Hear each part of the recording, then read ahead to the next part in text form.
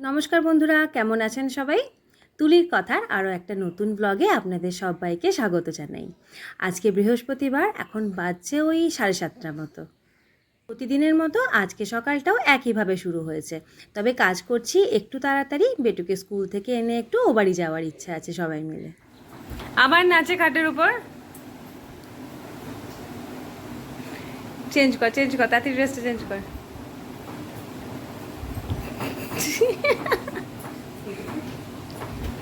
তুই যাবি ও বাড়ি? যাবি না? তা বস থাক, আমি আর নানু চলে যাচ্ছি।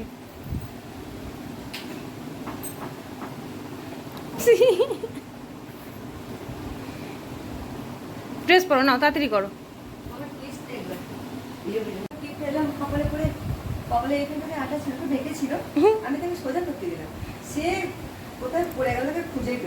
এখানে এখানে কথা আছে, এসে পড়বে এখন। চলো, এরোপ্লেনটা মা তোমার পায়ের তলায়, তোলো, উড়িয়ে নিয়ে চলে যাবে এরোপ্লেন। ওই যে বেটুর পুচকি পাড়া এরোপ্লেনটা, ওই দেখো।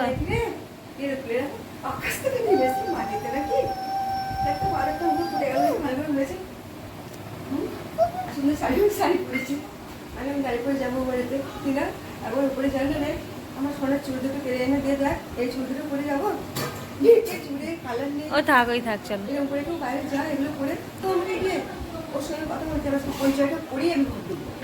এতদিন গেছি, আমাকে উঁকি মারিনি, কেন কি আমার পরিচয় আজ পর্যন্ত হয়নি। আজকে যাবো আমি, তুই তখন তালা টালা খুলবি, আমি গিয়ে দিদি ভালো আছো বলে গিয়ে পরিচয়টা করবো, তারপরে আমি ঘরে ঢুকবো।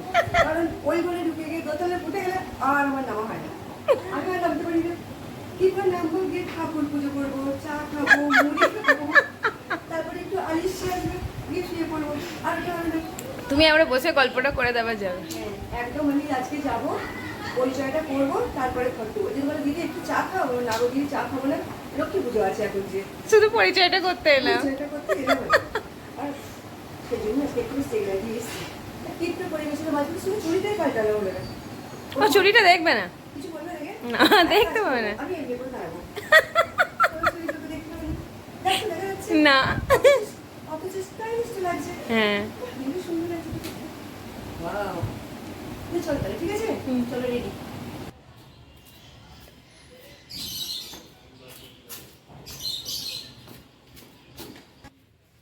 বেরোতে আমাদের একটু দেরি হয়ে গেল। আসলে বাড়ি থেকে তালাচাবি দিয়ে সবাই মিলে একসঙ্গে বেরোতে একটু সময় লাগে।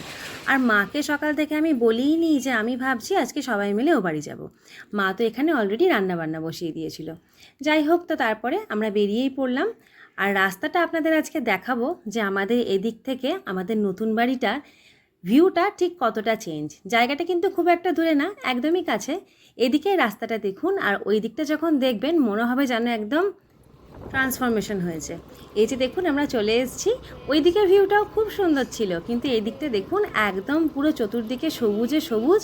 আমার জন্য এখানে এলেই মনে হয় আমি প্রাণ ভর্তি বুক ভরে অক্সিজেন নিতে পারবো। কত প্রজাপতি! ওই দেখ, ফুলটার মধ্যে বসেছে, দেখ, হাওয়াতেও উঠছে না ও। নানু কি বলছে? ছাগলছানা যাস না? ছাগলছানা লাফাস না, কত বললাম লাফাস না রে, লাফাস না, এই ধপ করে পড়ে যাবে রে ছাগলছানা। তাহলে প্রজাপতির ছানা বলতে হবে। যাবি দেখতে নেক্সটটা? চ, না, চল দেখি আসি, চ। আয়, ওই দেখ ভেতরে, এই যে, এই যে নেক্সটটা। কি জানি কি আছে, দাঁড়া, কিসের নেক্সট, কোন পাখি তা তো আমি জানি না। কিছুই নেই, ফাঁকা,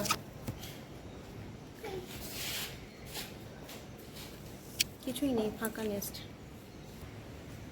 কোনো পাখি করেছিল হয়তো, ওই বুলবুলি পাখিগুলো এখানে ওড়ে না, ওরা মনে হয়। ইস, কতগুলো প্রজাপতি দেখ।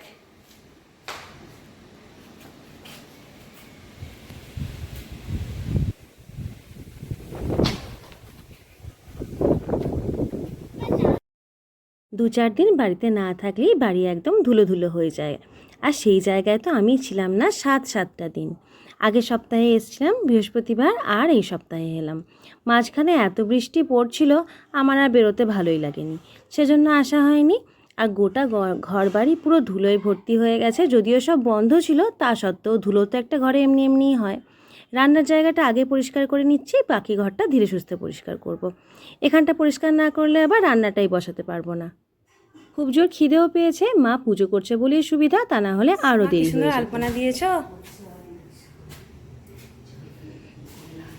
ঠিক আছে আমার মা লক্ষ্মী।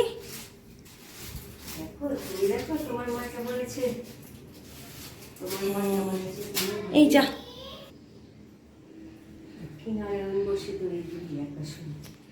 পাঁচালিটা পেয়েছো খুঁজে?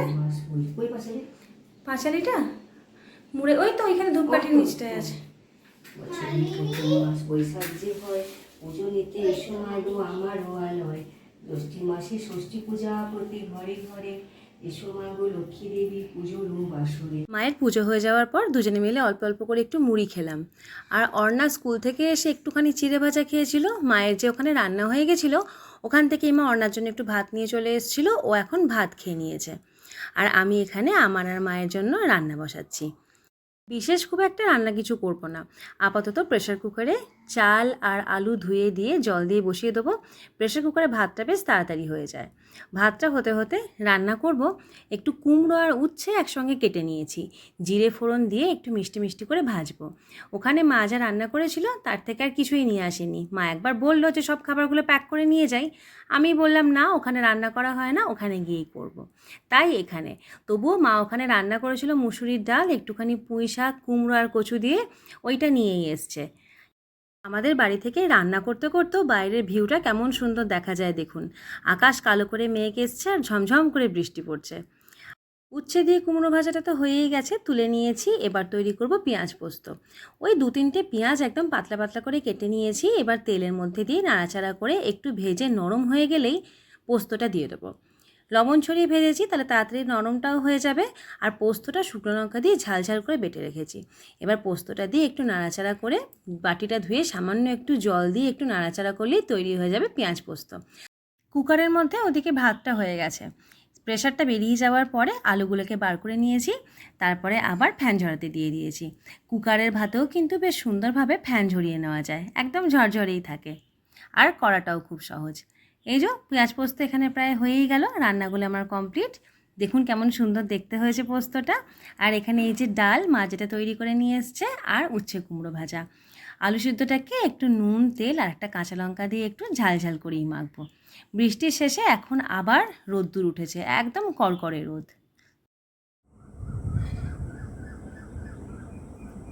মিষ্টি হাওয়া আর তেমনি সুন্দর আকাশ, চাটাও হেভি সুন্দর হবে। এইরকম জায়গায় বসে চা খেতে হয়। সত্যি জানো তো, এখানে একটা চা এখানে একটা ছাতা করবো, সেই সিমেন্টের ছাতা, আর মাঝখানে রাউন্ড করে চারটে চেয়ার নয় গো, সেই এইদিকে একটু গোল পাড়া চেয়ার, এইদিকে একটু গোল পাড়া, ছাতাটা তো গোল। ছাতাটা যদি সিমেন্টের দিকে না হয় ভালো, যদি ভেঙে যাওয়ার এই সব চান্স থাকে পরে, তাহলে টিনের ছাতা বানিয়ে এই সামনেটাই করবো। সেই পয়সা দেখি কত সুন্দর টিনের সুন্দর করে তখন বলতে সেই সামনেগুলো সেই নিচগুলো সেই তিব্বতে যেমন ডিজাইন মন্দিরগুলো সেরকম। যখন আমি তখন তখনই ওখানেই বলতে যদি তোমার টিনের ছাতা লাগবে মনে করিস, টিন লাগবে মনে করিস, তারপরে এরকম টাইপের নিচগুলো যাদের একটু ঝুলিয়ে দেয় না, তাদের করে দেখতে সুন্দর। এই তো এখানটা এতদূর করবো, ছাড়িয়ে আকাশটা তো দেখ মনে হচ্ছে পুরীর সমুদ্র দেখছি আমরা এখানে বসে বসে। সমুদ্রে মনে হচ্ছে অপূর্ব অপূর্ব ভিউ। এদিকটা কালো মেঘ। সত্যি আকাশটা সমুদ্রের মতো লাগছে, দেখো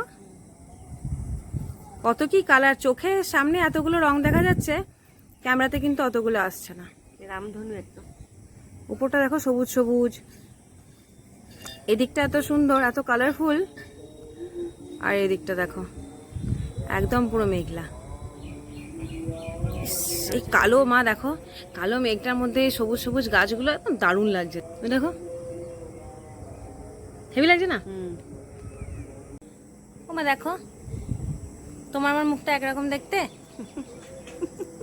সবাই বলে না না আলাদা।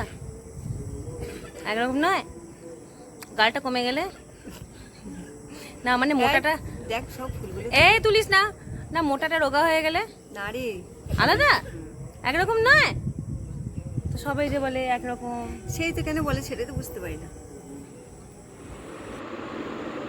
খুব সুন্দর হচ্ছে। খিবি